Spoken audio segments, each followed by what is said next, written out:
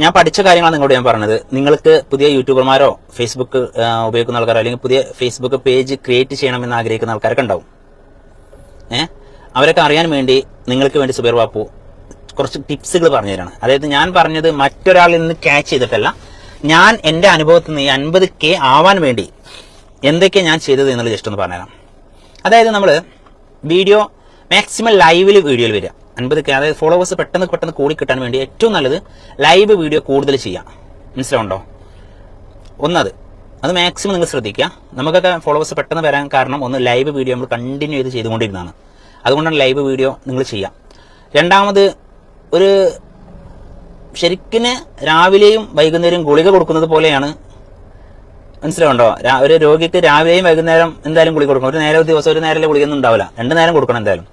രാവിലെ 8 കൊടുക്കണമെങ്കിൽ രാത്രി 8 കൊടുക്കണം എന്ന് പറഞ്ഞ പോലെ രാവിലെ 7 മണിക്ക് വീഡിയോ നിങ്ങൾ അപ്ലോഡ് ചെയ്യുന്നത് പോലെ വൈകുന്നേരം അതേ സെയിം 7 മണിക്ക് നിങ്ങൾ അപ്ലോഡ് ചെയ്യുക. 2 വീഡിയോ കണ്ടിന്യൂ ചെയ്ത് അപ്ലോഡ് ചെയ്യാൻ കഴിയണം. യൂട്യൂബിനായാലും ഫേസ്ബുക്കിനായാലും. നിങ്ങൾക്ക് ഈ സംരംഭത്തിൽ തുടരണമെന്നുള്ള ആഗ്രഹമുള്ള ആൾക്കാരോട് സുബൈർ ബാപ്പു പറഞ്ഞു കേട്ടോ. മനസ്സിലായോ? അപ്പൊ എന്താ പറഞ്ഞത്?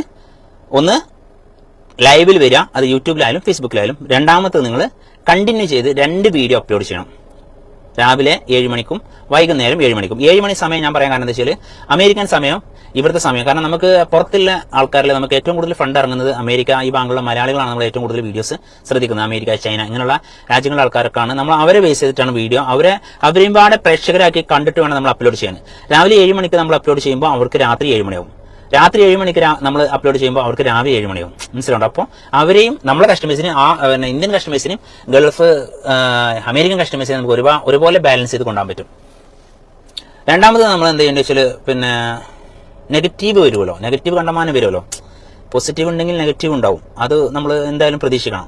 ഇപ്പൊ സുബൈർ ബാപ്പുവിന് എല്ലാവരും നന്മ പറയുന്ന ആൾക്കാരായിട്ടൊന്നും ഇതിലിപ്പോൾ 50K ഫോളോവേഴ്സിൽ ഒരു 35,000 ആൾക്കാർ എന്നെ സപ്പോർട്ട് ചെയ്യണമെങ്കിൽ 15,000 ആൾക്കാർ എന്നെ തെറി പറയാനായിട്ട് നിൽക്കുന്ന ആൾക്കാരെന്നുള്ള സുബൈർ ബാപ്പുവിന് വ്യക്തമായ ബോധ്യമുണ്ട്.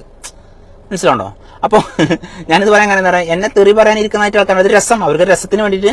കാരണം അവരൊന്നും നമുക്ക് വേണ്ടി ഗുണം ചെയ്ത് തരുന്നില്ല. പിന്നെ നമുക്ക് വേണ്ടി ഇതിൽ 35K ആൾക്കാരും എന്നെ സപ്പോർട്ട് ചെയ്യുന്നവരാണ്. 15,000 ആൾക്കാരും എന്നെ തെറി പറയാനായിട്ട് ഇരിക്കുന്ന ആൾക്കാരാണ്. അപ്പൊ നമ്മൾ എന്ത് ചെയ്യണം? ഈ തെറി പറയുമ്പോൾ അവര് നമ്മളെ തന്തയ്ക്കും തള്ളക്കും കുഴിയിൽ കിടക്കുന്ന അപ്പൂപ്പനും അതുപോലെ കുഴിയിൽ കിടക്കുന്ന അമ്മൂമ്മയ്ക്കൊക്കെ ആയിരിക്കും ഇവര് തെറി പറയുന്നത്. അപ്പോൾ നമ്മളെന്താ, ഈ തെറി പറയുന്ന ആൾക്കാരെ ബ്ലോക്ക് ചെയ്യാൻ പാടില്ല. ഇതൊക്കെ ഞാൻ എന്റെ അനുഭവം എന്നുള്ള കാര്യമാണ് പറഞ്ഞത്. തെറി പറഞ്ഞ ആൾക്കാരെ ഞാൻ ബ്ലോക്ക് ചെയ്തിരുന്നു. തെറി പറയുന്ന ആൾക്കാർ ഒരാളെ ബ്ലോക്ക് ചെയ്ത് കഴിഞ്ഞാൽ ഒരു 4 ആൾക്കാരെ ഇതിലേക്ക് കയറി വരുന്ന ഓട്ടോമാറ്റിക് ഫേസ്ബുക്ക് ആൾക്കാരെ നോട്ടിഫിക്കേഷൻ വിടും. ഞാനിപ്പോൾ ലൈവ് വിടുമ്പോൾ നിങ്ങളൊക്കെ മൊബൈലിൽ നോട്ടിഫിക്കേഷൻ വന്നിട്ടുണ്ടാവും. ഇത് ഞാൻ വിടുന്നതല്ല, ഇത് ഫേസ്ബുക്ക് ആയിട്ട് വിടുന്നതാണ്. അപ്പൊ എന്ത് ചെയ്യും? ഈ ഫേസ്ബുക്ക് ഒരാളെ നമ്മൾ ബ്ലോക്ക് ചെയ്താൽ 4 ആൾക്ക് ആ നോട്ടിഫിക്കേഷൻ കമ്മിയാക്കി കൊടുക്കും. 10 ആളെ ബ്ലോക്ക് ചെയ്ത് കഴിഞ്ഞാൽ നമുക്ക് എന്താവും? 40 ആൾക്കാർക്ക് നോട്ടിഫിക്കേഷൻ കിട്ടൽ കുറയും. അപ്പൊ നമുക്ക് എന്താവും? ഈ റീച്ച് കുറയും. മനസ്സിലാവുണ്ടോ? വീഡിയോക്കുള്ള ആ ഒരു 50,000 1 ലക്ഷമൊക്കെ പോയിന് വീഡിയോസുകളൊക്കെ നമുക്ക് എന്താവും? ഒരു 5,000 4,000 ഒതുങ്ങും. അപ്പോൾ എന്ത് ചെയ്യണം? നിങ്ങൾ കമന്റ് ഡിലീറ്റ് ചെയ്യരുത്, അതുപോലെ ബ്ലോക്ക് ചെയ്യുകയും ചെയ്യരുത്. പിന്നെ മാക്സിമം നിങ്ങൾക്ക് ഒന്നും കൂടി ഇത് ഉഷാറായി പോകുന്നുണ്ടെങ്കിൽ എല്ലാവർക്കും ലൈക്ക് അടിച്ച് ഇങ്ങനെ കൊടുക്കുക. ശത്രുവിന് വരെ കൈ കൊടുക്കണ പോലെ. മനസ്സിലാവുണ്ടോ? യൂട്യൂബിലൊക്കെ തെറി എഴുതിണ്ടാവും, 4 കൊടുക്കണം ലൈക്ക്. അവനക്ക് അത് തെറി ചെയ്ത് നന്നായി എന്നുള്ള രീതിയിൽ ലൈക്ക് കൊടുത്തോളണം. ഫേസ്ബുക്കിലാണ് തന്നെ മാക്സിമം നമ്മൾ അവർ കമന്റ് ചെയ്തതിനൊക്കെ നമ്മൾ റിപ്ലൈ കൊടുത്തുകൊണ്ടിരിക്കുക. ഇങ്ങനെയൊക്കെ ഞാൻ ഫേസ്ബുക്കിൽ റിപ്ലൈ കൊടുക്കാൻ എനിക്ക് സമയം കിട്ടില്ല. കാരണം എനിക്ക് 2 യൂട്യൂബ് ചാനലും 2 ഫേസ്ബുക്കും ഒരു ഇൻസ്റ്റാഗ്രാമും ഉണ്ട്. പിന്നെ അതോടൊപ്പം ഏകദേശം 45ഓളം വാട്സ്ആപ്പ് ഗ്രൂപ്പും ഉണ്ട്. ബ്രോഡ്കാസ്റ്റ് ഗ്രൂപ്പ് ഏകദേശം 20ഓളം ബ്രോഡ്കാസ്റ്റ് ഗ്രൂപ്പ് ഉണ്ട്. ഇതൊക്കെ പാടെ നിയന്ത്രിക്കാണ് സുബൈർ ബാപ്പുവിനെ കൊണ്ട് കയ്യില. പാവാണ് ഞാൻ കേട്ടോ. അതുകൊണ്ട് കമന്റുകൾക്കൊന്നും സുബൈർ ബാപ്പു റിപ്ലൈ തരില്ല. ആൾക്കാരോട് ആവശ്യമുള്ള ആൾക്കാരോട് എന്റെ നമ്പറുകൾ വിളിക്കാൻ പറയുക. നമ്പർ നിങ്ങൾക്ക് വിളിക്കാൻ തന്നെ വിളിച്ചോളൂ. 95 62 746 717 95 62 746 719 ഈ നമ്പർക്ക് വിളിച്ചോണ്ടു. മനസ്സിലുണ്ടോ? അപ്പൊ എന്ത് ചെയ്യാം? അപ്പൊ നിങ്ങൾക്ക് എന്തൊക്കെയാ പറഞ്ഞ മനസ്സിലായത്? എന്തൊക്കെയാ ഞാൻ ഒന്നുകൂടി പറഞ്ഞുതരാം. നിങ്ങൾക്കൊരു യൂട്യൂബറായി ഫേമസ് യൂട്യൂബറോ ഫേസ്ബുക്കറോ ഒക്കെ ആവണമെങ്കിൽ ഫേസ്ബുക്കിൽ നിന്ന് യൂട്യൂബിൽ നിന്ന് നിങ്ങൾക്ക് വരുമാനം കിട്ടണമെന്ന് ആഗ്രഹിക്കുന്ന ആൾക്കാർക്ക് വേണ്ടിയുള്ള ടിപ്സുകളാണ് ഞാൻ പറഞ്ഞത്. അനുഭവത്തിൽ നിന്നുള്ള ടിപ്സുകൾ. 4ാമത്, നിങ്ങൾ എന്ത് ചെയ്യണം? നിങ്ങൾ വാട്സപ്പ് ഗ്രൂപ്പുകൾ ഉണ്ടാവുമല്ലോ, നിങ്ങൾ ചെയ്യുന്നപ്പോൾ ഞാൻ ഈ വീഡിയോ എന്റെ ലൈവ് കഴിഞ്ഞ് കഴിഞ്ഞാൽ എന്ത് ചെയ്യും? ഇത് കംപ്ലീറ്റ് സ്റ്റാറ്റസ് ഇടും വീഡിയോ. അപ്പൊ എന്റെ വാട്സപ്പ് കോൺടാക്റ്റിലെ ആൾക്കാർ കംപ്ലീറ്റ് സ്റ്റാറ്റസിൽ നിന്ന് ഒരു 1000, എനിക്ക് ഏകദേശം 4,500ഓളം പേഴ്സണൽ കോൺടാക്ട് ഉണ്ട്. 4,500 ആൾക്കാരുടെ നമ്പർ ഞാൻ സേവ് ചെയ്തിട്ടുണ്ട്. കാരണം ഞാൻ ഒരു റിയൽ എസ്റ്റേറ്റ് ബിസിനസ്മാൻ ആയതുകൊണ്ട് നമ്മൾ കോൺടാക്ട് അത്യാവശ്യം നല്ലതുപോലെ ഉണ്ടല്ലോ. അപ്പോൾ ഞാൻ സ്റ്റാറ്റസ് ഇടുമ്പോൾ എൻ്റെ ഒക്കെ ഏകദേശം ഒരു 12,000 ആൾക്കാർ ഒരു സ്റ്റാറ്റസ് മാത്രം കാണുന്നുണ്ട്. മനസ്സിലാവുണ്ടോ? അപ്പോൾ സ്റ്റാറ്റസ് ഇടുക, അതുപോലെ നിങ്ങൾ സ്റ്റോറി ഇടുക, ഫേസ്ബുക്കിന്റെ സ്റ്റോറി ഇടുക, അതുപോലെ ഫേസ്ബുക്ക് ഗ്രൂപ്പ് നിങ്ങൾ ക്രിയേറ്റ് ചെയ്യുക. ഇങ്ങനെയൊക്കെ നിങ്ങൾ ചെയ്താൽ നിങ്ങൾക്കും ഭാവിയിൽ നല്ലൊരു ഫേസ്ബുക്കിലൂടെ യൂട്യൂബിലൂടെ ഒക്കെ വരുമാനം കണ്ടെത്താൻ സാധിക്കും. ഇപ്പൊ കുറെ ആൾക്കാർ യൂട്യൂബൊക്കെ നിർത്തി, യൂട്യൂബിന് പഴയ പോലെ ഒന്നും റീച്ച് ഇല്ല. ഇപ്പോൾ പണ്ടത്തെ പോലെ യൂട്യൂബിന് റീച്ച് കിട്ടുന്നില്ല. ഇപ്പൊ ഏറ്റവും കൂടുതൽ പൈസ വാരി കൊടുക്കുന്നത് ഞാൻ ഈ സംസാരിക്കുന്ന ഫേസ്ബുക്ക് തന്നെയാണ്. ഫേസ്ബുക്കിൽ പോസ്റ്റിന്, കമന്റിന്, ലൈക്കിന്, ഒരു ഫോട്ടോ നമ്മൾ പോസ്റ്റ് ചെയ്താൽ അതിന്, എന്തിനും ഏതിനും ഒക്കെ പൈസയാണ്. ഇപ്പൊ നിങ്ങളിപ്പോ എന്റെ പൊന്നാര ചങ്കൾ എന്നെ ഇഷ്ടപ്പെടുന്ന ഞങ്ങളൊക്കെ ലൈക്ക് അടിക്കുന്നില്ലേ, ഇതിനൊക്കെ സുബൈർ ബാബുവിന് പൈസ ഇട്ടുണ്ട്. ഞാൻ ഉള്ളത് ഓപ്പൺ ആയിക്കൊണ്ട് പറഞ്ഞു തരാണ്. അപ്പൊ ഞാൻ ഇത് പറഞ്ഞിട്ടുണ്ടെന്നാണ് നിങ്ങൾ ഈ നിങ്ങളും എന്ത് ചെയ്യണം, ഫേസ്ബുക്ക് തുടങ്ങണം, യൂട്യൂബ് തുടങ്ങണം. എന്താണ് നിങ്ങളെ മൊബൈലുള്ളതല്ലേ, പ്രത്യേകിച്ച് അതിന് ലൈസൻസ് എടുക്കണ്ടല്ലോ, മനസ്സിലുണ്ടോ? അങ്ങനെ തുടങ്ങി. അപ്പൊ തുടങ്ങുമ്പോൾ എന്താണ്, ഇപ്പൊ എന്തുകൊണ്ട് ഫേസ്ബുക്കിലാറെ യൂട്യൂബിലാറെ ആൾക്കാർക്ക് വരുമാനം ഫേസ്ബുക്കിൽ നിന്നാണ് കിട്ടുന്നത്. അപ്പൊ എനിക്കൊക്കെ $550 കിടക്കുന്നുണ്ട് ഫേസ്ബുക്കിൽ, ഈ മാസം കയറാനുള്ള പൈസയാണ്.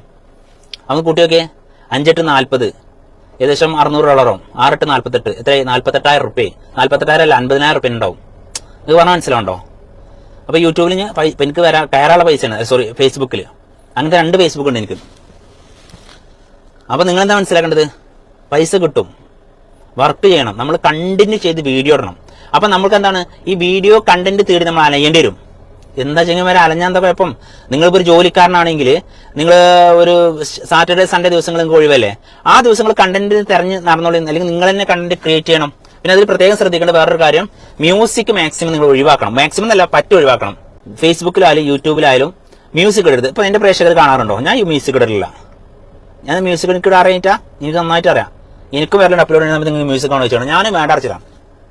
അപ്പൊ എന്റെ ഈ ഇത് കൺട്രോൾ ചെയ്യുന്ന എന്റെ ടെക്നീഷ്യൻ എന്നോട് പറഞ്ഞതാണ്, നിങ്ങൾ എന്ത് ചെയ്യാൻ പാടില്ല, എഡിറ്റിംഗിൽ ശ്രദ്ധിക്കേണ്ട കാര്യം, ഇതൊന്നും ആരും പൈസ കൊടുത്താൽ പോലും നിങ്ങൾക്ക് പറഞ്ഞു തരാത്ത ഓരോ ടിപ്സുകളാണ് ഫ്രീ ആയിട്ട് എന്റെ ഈ 50K ആയ ആ ഒരു സന്തോഷത്തിൽ എന്റെ പ്രേക്ഷകരോട് ഞാൻ ഈ പറയുന്നത്. എന്താ അറിയോ, ഒന്നാമത് നമ്മൾ എഡിറ്റ് ചെയ്യുമ്പോൾ കണ്ടന്റ് ഡാർക്കായിട്ട് എഴുതാൻ പാടില്ല.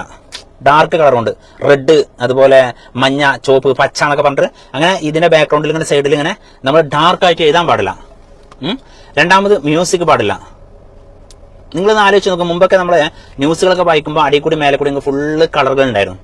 ഇപ്പോൾ അവരൊക്കെ ഒഴിവാക്കിയത്, കാരണം അവർക്കും അറിയാം റീചാർജ് പോകുന്നില്ല. അതുപോലെ ഇനി അഥവാ നമ്പറൊക്കെ കൊടുക്കണമെന്നുണ്ടെങ്കിൽ നിങ്ങൾ എന്ത് ചെയ്യണം, ഒരു വെള്ള അല്ലെങ്കിൽ വൈറ്റ് ബാക്ക്ഗ്രൗണ്ട് കൊടുക്കരുത്, ജസ്റ്റ് വെള്ള ഇതിൽ കൊടുക്കുക, അല്ലെങ്കിൽ അതിന്റെ ബാക്ക്ഗ്രൗണ്ട് ചെറിയ വൈറ്റ് ആൻഡ് ബ്ലാക്കിൽ കൊടുക്കുക. അങ്ങനെ ബാക്ക്ഗ്രൗണ്ടിൽ കൊടുക്കുക. ഡിസൈന് കൂട്ടാൻ വേണ്ടി ഒരുപാട് ഇവിടെ കുറെ, ഒരു സൈഡിൽ ഈ ഭാഗത്ത് കുറെ വെള്ള, ഈ ഭാഗത്ത് കുറെ കറുപ്പ്, ഈ ഭാഗത്ത് ഒരു മഞ്ഞ, അങ്ങനെ പല പല കളറിൽ ഇങ്ങനെ കൊടുക്കരുത്. ബാക്ക്ഗ്രൗണ്ട് എഴുത്ത് കൊടുക്കരുത്. രണ്ടാമത് മ്യൂസിക് കൊടുക്കരുത്. ഈ മ്യൂസിക്കിനെ കുറിച്ച് പലപ്പോഴും തർക്കങ്ങൾ ഉണ്ടാവാറുണ്ട്. എന്താ കൊടുത്താൽ അത് കോപ്പിറൈറ്റ് ഇല്ലാത്ത മ്യൂസിക് അല്ലേ? ഞാനൊരു കാര്യം കൂടെ പറയട്ടെ, നിങ്ങൾക്ക് മനസ്സിലാവുമല്ലോ, നമ്മൾ നിന്നൊക്കെ ചോറാണല്ലോ, അതുകൊണ്ട് നിങ്ങൾക്ക് മനസ്സിലാവും. അപ്പോൾ എന്തുകൊണ്ട് പിന്നെ വീഡിയോ എഡിറ്റിംഗിൽ മ്യൂസിക് കൊടുക്കരുത് എന്ന് സുബൈർ ബാബു പറയാൻ കാരണം എന്നുള്ളത് നിങ്ങൾ മനസ്സിലാക്കുക. ഒന്ന്, നിങ്ങൾ ഇപ്പൊ ഞാനൊരു മ്യൂസിക് ഡയറക്ടറാണെന്ന് വെച്ചോ, ഞാൻ പുതിയൊരു മ്യൂസിക് ഡയറക്ടറാണ്. ഈ പുതിയ മ്യൂസിക് ഡയറക്ടർക്ക് അയാളുടെ മ്യൂസിക് വൈറലാകാനും അയാളുടെ മ്യൂസിക് ജനങ്ങളിലേക്ക് എത്താൻ വേണ്ടിയിട്ട് അയാൾ ആദ്യം കൊണ്ട് ഒഴുക്കി വിടും മ്യൂസിക്കിനെ. ഇപ്പോൾ എന്തിനാണ് ഈ മ്യൂസിക്കിൽ ആദ്യം തന്നെ മ്യൂസിക്കിന് ഞങ്ങളുടെ പാട്ടിന് ഞങ്ങൾക്ക് പൈസ വേണമെന്ന് പറഞ്ഞ ഫസ്റ്റ് മ്യൂസിക് ഡയറക്ടർ, ഇന്ത്യയിലെ ഫസ്റ്റ് മ്യൂസിക് ഡയറക്ടർ ഇളയരാജ സാറാണ്, തമിഴ്നാട്ടിലെ. അദ്ദേഹമാണ് ഫസ്റ്റ് ഇതിന് മ്യൂസിക്കിന് പരാതി കൊടുത്ത് ക്ലെയിം കൊണ്ടുവന്നത് മ്യൂസിക്കിന്. രണ്ടാമത്തത് AR റഹ്മാൻ.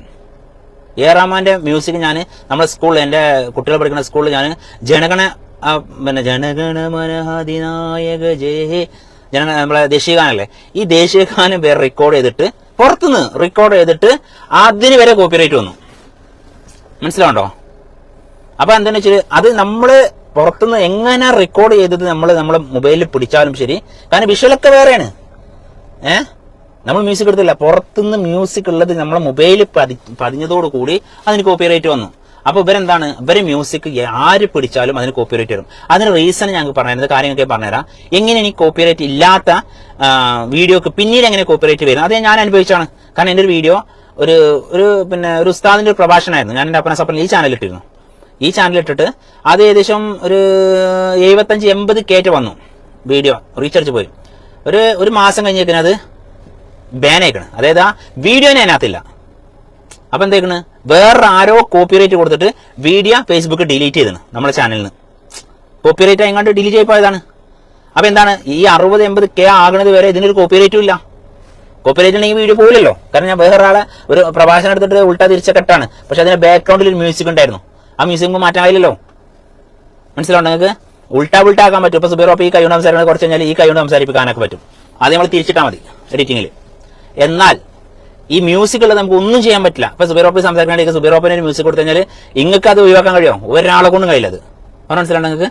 അപ്പം മ്യൂസിക് എങ്ങനെയാണ് കോപ്പിറൈറ്റ്, നമ്മൾ ആദ്യം അപ്ലോഡ് ചെയ്യുമ്പോൾ കോപ്പിറൈറ്റ് ഇല്ലാത്ത വീഡിയോയ്ക്ക് പിന്നെ എങ്ങനെയാണ് കോപ്പിറൈറ്റ് വരുന്നത് എന്ന് ഞാൻ പറഞ്ഞുതരാം. അത് നിങ്ങൾ മനസ്സിലാക്കിയാലേ നിങ്ങൾക്ക് കാര്യങ്ങൾ മനസ്സിലാവുള്ളൂ. ഞാൻ ഇന്ന് സംസാരിക്കുന്നത് ഈ കേരളത്തിലുള്ള എല്ലാ ബ്ലോഗർമാരോടും കൂടി കേട്ടോ. കാരണം പുതിയതായിട്ട് ഈ മേഖലയിലേക്ക് വരുന്ന ബ്ലോഗർമാരോട് സുബൈറോപ്പിന് സംസാരിക്കാനുള്ളത്. അപ്പോൾ നിങ്ങൾ എനിക്ക് എൻ്റെ സഹോദരങ്ങളാണ്, നിങ്ങൾ എൻ്റെ ചങ്കുകളാണ്. നിങ്ങൾ എന്നെ ഇത്രയും വളർത്തി എനിക്ക് 50K ഈ അപ്ന സപ്ന എന്ന നമ്മുടെ ഈ ചാനലിലും ഏകദേശം 60ഓളം നമ്മുടെ സുബൈറോപ്പ് റിയൽ എസ്റ്റേറ്റിലൊക്കെ വന്നുകൊണ്ട് നമ്മളെ ഏകദേശം 40K 42K യൂട്യൂബിലും അതുപോലെ 42K ഇൻസ്റ്റാഗ്രാമിലൊക്കെ ചങ്കുകളായി എനിക്ക് എന്നെ സപ്പോർട്ട് ചെയ്തു വന്ന ആൾക്കാരെ എനിക്കും എൻ്റെ ചങ്കുകൾ കുറച്ച് ആൾക്കാർ വരും. നിങ്ങൾ ഈ മേഖലയിലേക്ക് വരും. അതിന് വേണ്ടിയിട്ടാണ് ഞാൻ ഈ പറഞ്ഞത്.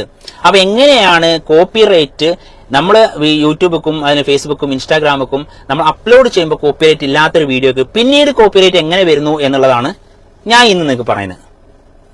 ഞാൻ അതിലേക്ക് 2-3 വട്ടം കറങ്ങി വീണ്ടും ഇങ്ങനെ വേറെ റൂട്ട് വെച്ച് പോവാണ്.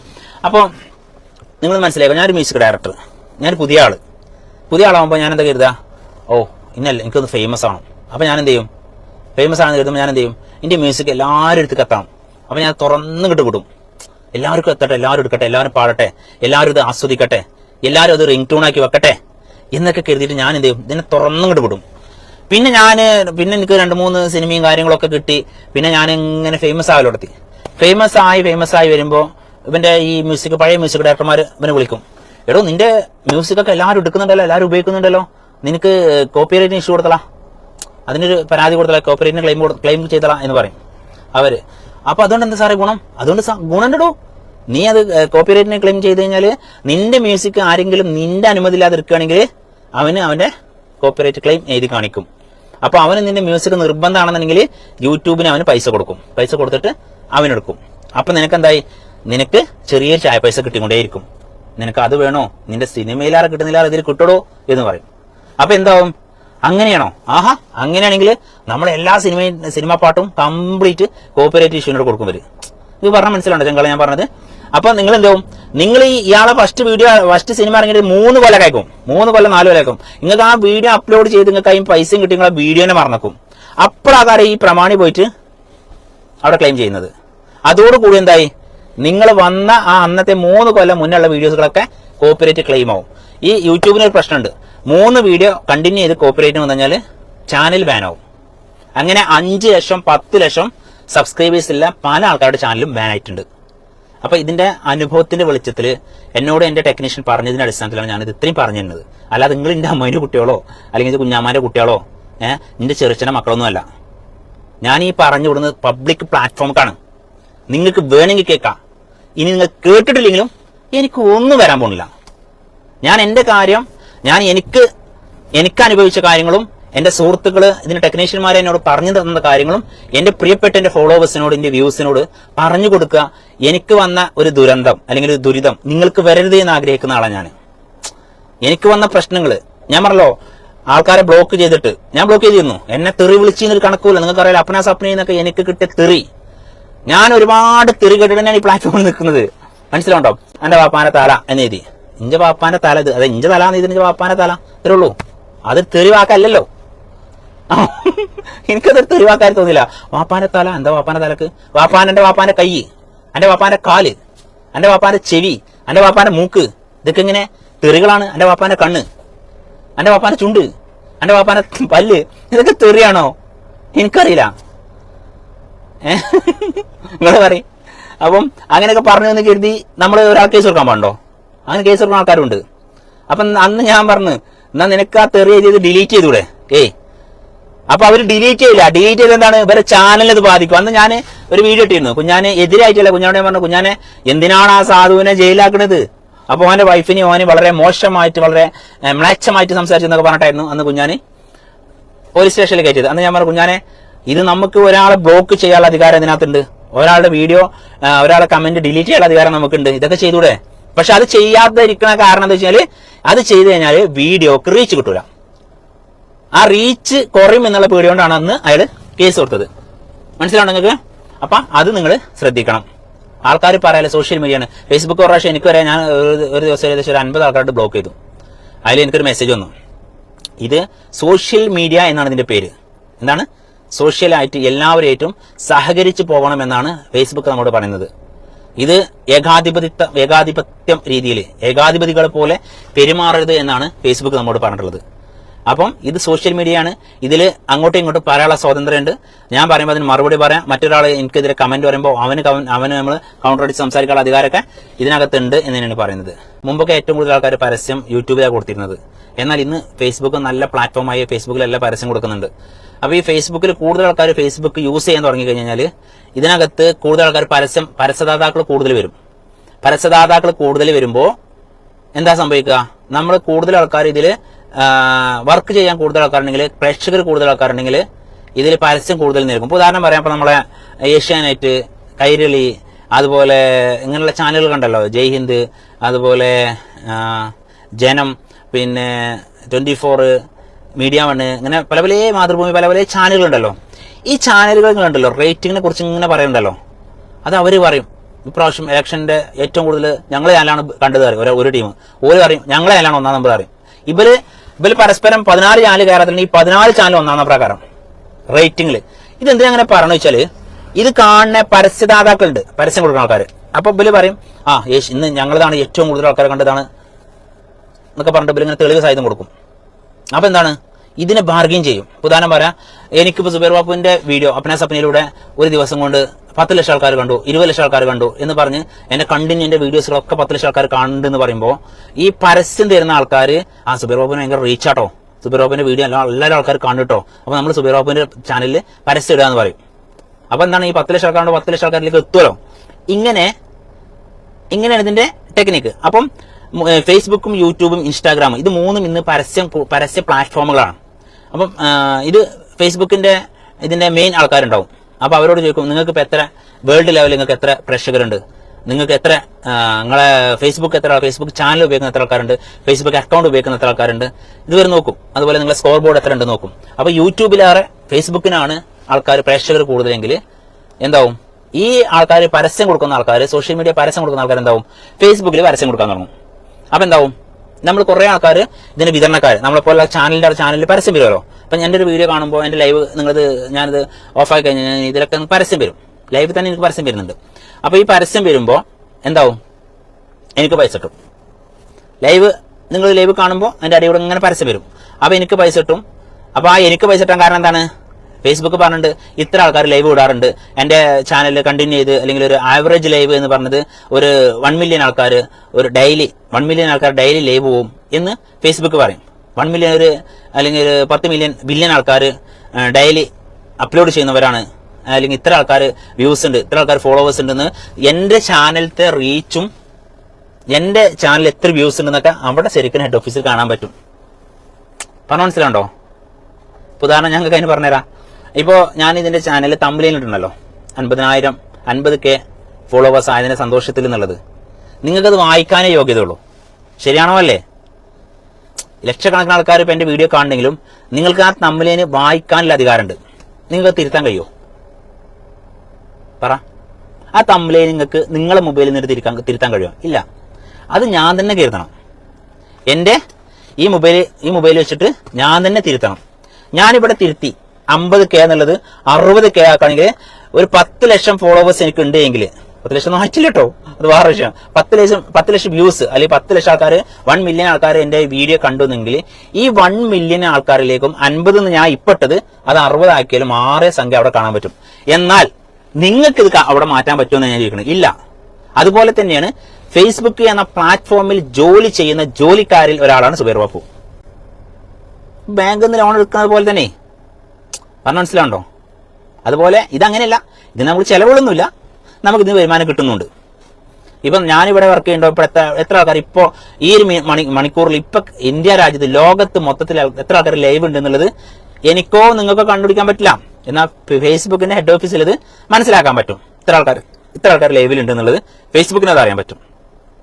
ശരിയാണോ അല്ലേ? അതെ.